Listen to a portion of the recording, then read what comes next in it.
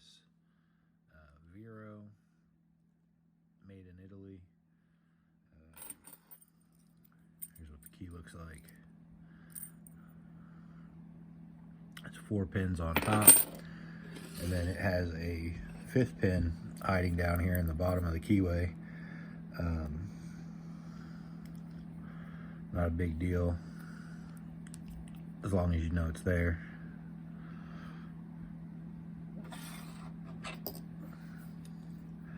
I don't know if they're all this way, but on this one, that bottom pin always binds first.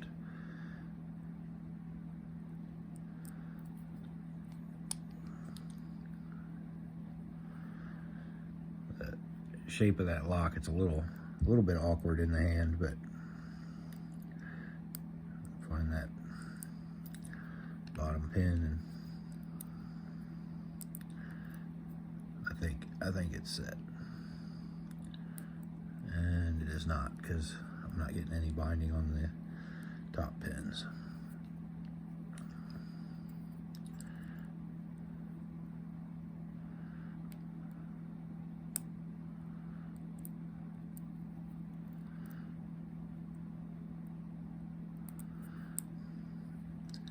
So if I don't get any binding on the top, I'll reset it like that. And I'm looking for a nice solid click like that. I got a nice solid click. I felt a little tiny bit of movement on the core. Now I know that bottom pin is set.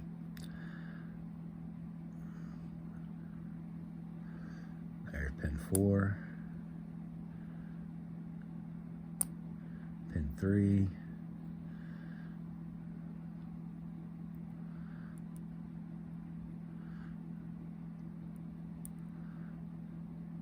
And I got a little counter rotation on 1. And I think they're all set. Sometimes this keyway binds up on the shackle. And just push the shackle a little bit. You saw that keyway start to turn. It's got a mechanical link between that keyway and the shackle retainer. You can see there's a bar or a groove right there in the body, where a bar comes out, and there's a bar on this side. You can see they're opposed, so there's a bar here and a bar there, connected to that keyway. So sometimes if you have one of these and it's feeling like all the pins are set, but you're not getting an open, just try giving the shackle a little squeeze there.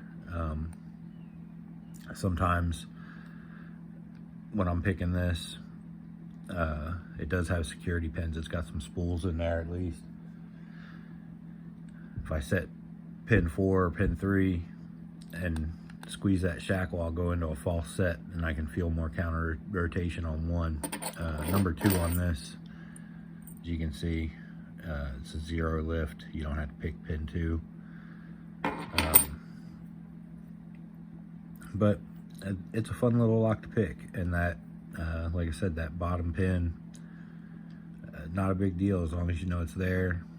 On this one, it likes to bind first. It's a pretty cool little lock. Like I said, security pins, feels well made.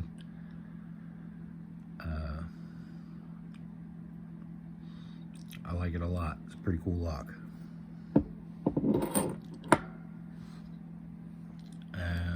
I think that's it. Thanks for watching.